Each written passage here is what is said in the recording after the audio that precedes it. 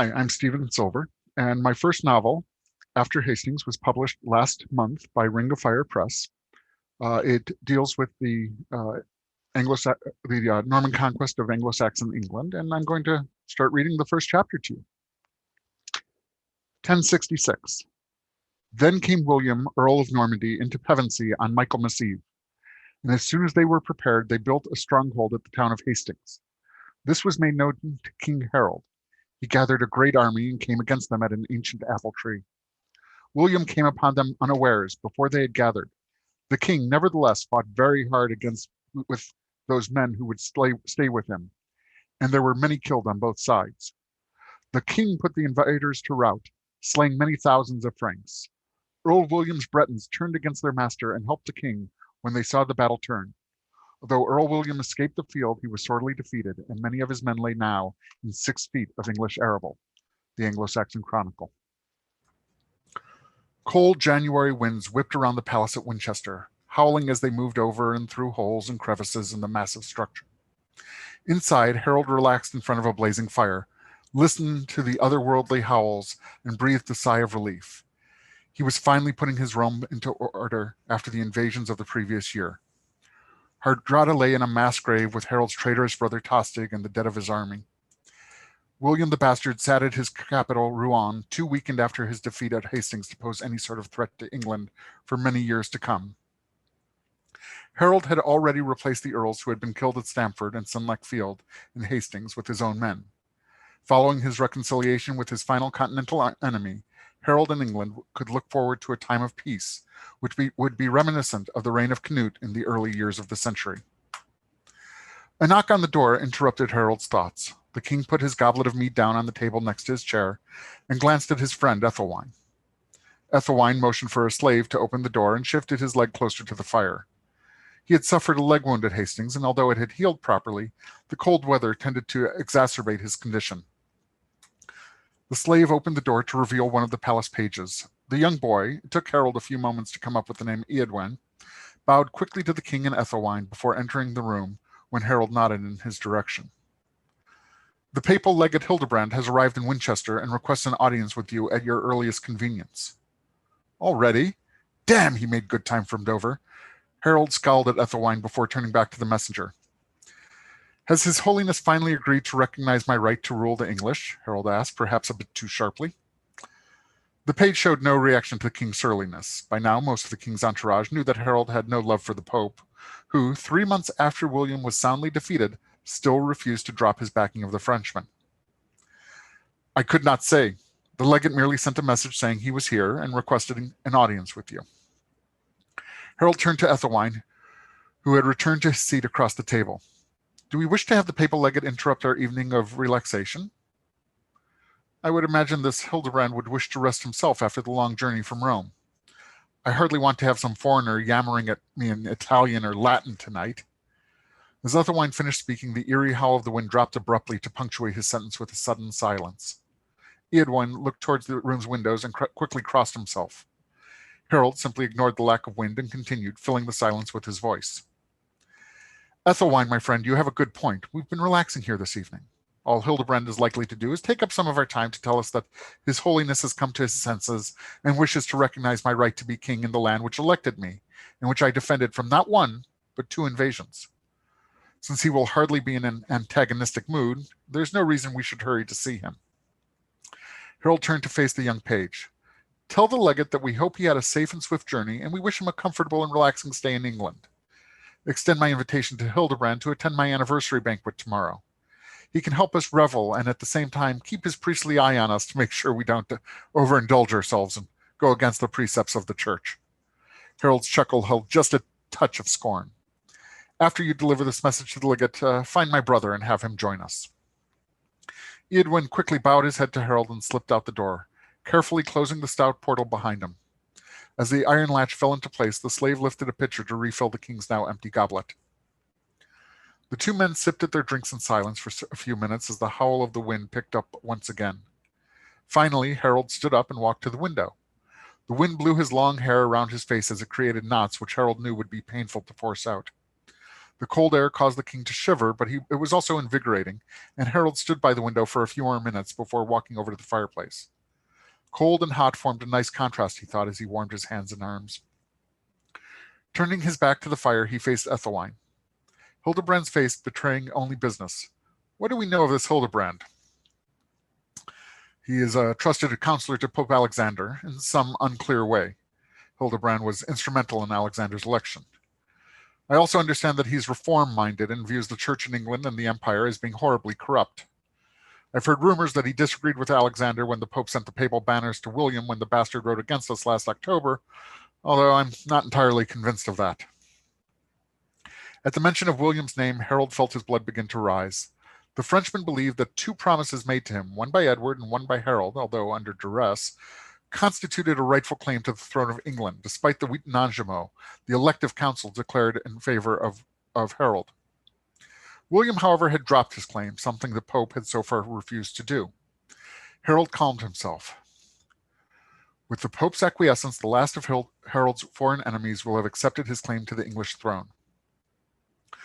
Assuming we are correct and the Pope has finally agreed to recognize us, how far do you think we'll be able to push Hildebrand? Oh, I didn't say he was favorable to you, merely that I heard he disagreed with Alexander over sending the papal banner to William, not William's right to England. From everything I've heard, Hildebrand is canny and he won't be willing to give you anything he can avoid. Will I be able to threaten him into making concessions? Again, what I know of the man is only through hearsay, but I don't think so. Alexander hasn't had a rival since Honorius was anathematized 2 years ago. Even the Germans dropped him after 1065. If you threaten to support him instead of Alexander, the only company you'll have is the Archbishop of Canterbury, and I hardly think Hildebrand will take that threat seriously enough to make even a few small concessions. Harold nodded. Yeah, you're right. I suppose the Pope's recognition will be enough to content me this 12th night. As Harold and Ethelwine drank from their goblets, a sharp rapping on the door cut through the whistling howl of the wind. The slave opened the door to reveal Leofwine, Harold's brother. Leofwine was a tall man for a Saxon and let his hair grow long in the back. His chin was beardless in the style currently worn by the English, but he sported a neatly trimmed mustache over his lip. His deep blue eyes tended to draw the attention of everyone, no matter where he went. Leofwine took long strides across the room to help himself to some mead and pulled a chair close to the fire. He dropped into the chair, took a long drink of mead, and turned to his brother. Despite sitting by the fire, Leofwine retained the cloak he wore over his regular clothing. Damn this cold weather. It's bad enough with the cold and damp in the spring and autumn, but these English winters are made by the devil himself. Unlike Harold, who loved the cold and damp of his kingdom, Leofwine longed for the warmth which never came to England.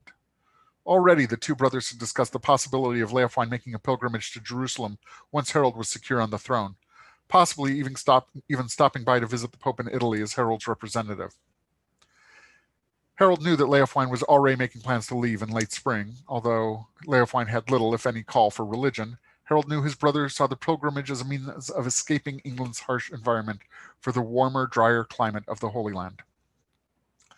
Come, my brother, your blood is just thin.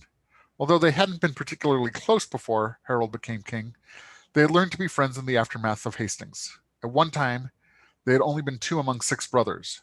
Now, 3 of their brothers lay dead, and Wulfnoth, the remaining youngest brother, was either dead or a prisoner of William of Normandy.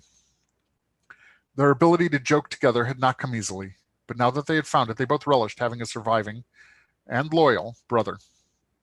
My blood may be thin, but at least it's still inside my body. To surviving. Leofwine raised his goblet and emptied the golden mead into his throat. Instead of rising from his chair, Leofwine hooked his foot around the leg of the table and dragged it across to where he sat by the fire. When it was almost in his reach, Harold leapt up from his chair, grabbed the pitcher of mead from the tabletop to refill his own and Ethelwine's goblets. From the heft of the pitcher when Harold handed it to Leofwine, the Earl could tell he was left with only the dregs. Boy! Leofwine's deep bass voice drowned out the howl of the wind, and the slave jumped to his side. Fetch us more mead. The boy hurried from the room. Leofwine allowed a small smile to form on his face before he turned to Harold. Now, what was so important that you had to drag me away from my comfortable fire so I could be blessed by your comfortable fire? Ethelwine is here, so it isn't just a lack of company. Harold walked back to where Leofwine sat and handed his brother his own filled goblet. We've received word that the papal legate Hildebrand has arrived at Winchester this evening. Already? He only landed at Dover a few days ago. He must have fast horses, and even then he couldn't have dawdled. How he did it is immaterial. The point is, he is already here. I've sent word that he shall attend tomorrow's celebration. That will certainly put a cap on your anniversary, having the Pope himself recognize you as king, as he should have done last Epiphany. Leofwine's smile suddenly flagged. Who else knows Hildebrand is here? As far as I know, just the three of us, Hildebrand, his retinue, any of the servants who've taken care of the legate's baggage, the townspeople who are billeting the group, anyone the servants have gossiped with, and anyone else in Winchester, I imagine. Leofwine, this isn't exactly the sort of thing we can keep secret. No, I suppose not. But I would prefer not to advertise anything until after the legate has announced the Pope's recognition. Ethelwine spoke for the first time since Leofwine entered the room. Perhaps we can arrange for Hildebrand and his retinue to be put in some empty apartments here in the castle. Although everyone will know they are here, they won't be parading around Winchester to remind everyone of the fact. An excellent suggestion. Leofwine banged his goblet down on the table, splashing meat across the tabletop as well as his arm. At the same time as it keeps Hildebrand from the public eye, it will demonstrate the proper honor to the legate and the Pope. See that it is done. Leofwine walked to the door and opened it to find the slave standing in front of it with a large pitcher of mead. While the slave placed the pitcher on the table, Harold bellowed for Eadwine to get his steward.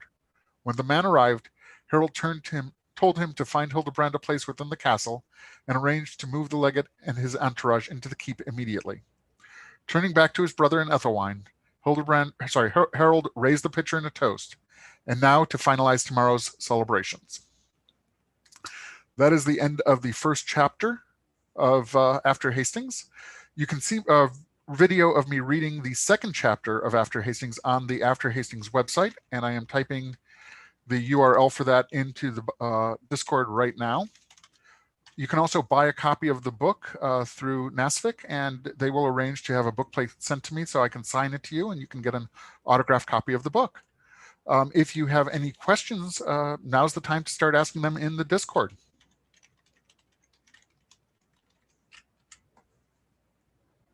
So thank you for coming. I hope you enjoyed what I've read.